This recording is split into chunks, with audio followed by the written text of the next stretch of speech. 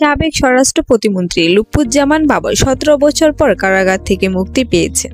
আজ বৃহস্পতিবার বেলা ২টার দিকে তিনি কেরানীগঞ্জ ঢাকা কেন্দ্রীয় কারাগার থেকে বের হয়ে আসেন।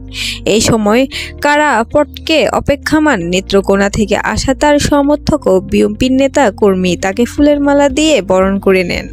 লুৎফুজ্জামান বাবরের জামিননামা কাগজপত্র কারাগারে পৌঁছায়। কাগজপত্র যাচাই বাছাই শেষের বেলায় ২টার দিকে তিনি কারাগার থেকে মুক্তি পায়।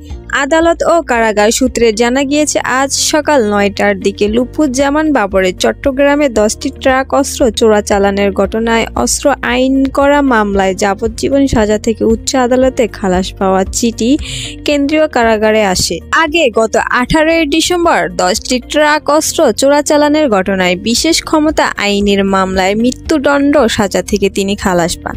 এর আগে গত বছরের ২৩ অক্টোবর দুর্নীতি মামলায় ৮ বছরের দণ্ড থেকে এবং ১ ডিসেম্বর ২১ আগস্টের হামলা মৃত্যুদণ্ড থেকে খালাস পান।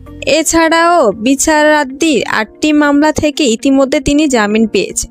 কারাগারের অন্য কার্যক্রম শেষের বেলা ২টার দিকে তিনি ঢাকা কেন্দ্রীয় কারাগার থেকে মুক্তি পান। ২০০৭ সাল থেকে তিনি কারাগারে ছিলেন। ২০০৮ সালে ১ এপ্রিল চট্টগ্রাম CUFL ঘাট থেকে ১০টি ট্রাক ভর্তি অস্ত্রের চালান জব্দ করা হয়। এ নিয়ে কর্ণফুলী থানা অস্ত্র আইন ও বিশেষ ক্ষমতা আইনে ২টি মামলা হয়।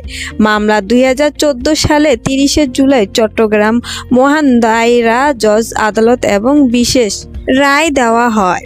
এর মধ্যে অস্ত্র চোরাচালান মামলায় বিচারিক আদালতের রায়ে সাবেক শিল্পমন্ত্রী ও জামায়াতের ইসলামী আমির মতিউর রহমান নিজামী, অন্য মামলায় ফাঁসি কার্যকর সাবেক স্বরাষ্ট্র প্রতিমন্ত্রী লুৎফুজ্জামান বাবর। বন্ধুরা, আমার ভিডিওটি ভালো লাগলে লাইক, কমেন্ট, শেয়ার করে রাখবেন আর আমার চ্যানেলটি সাবস্ক্রাইব করে রাখবেন নতুন ভিডিও পাওয়ার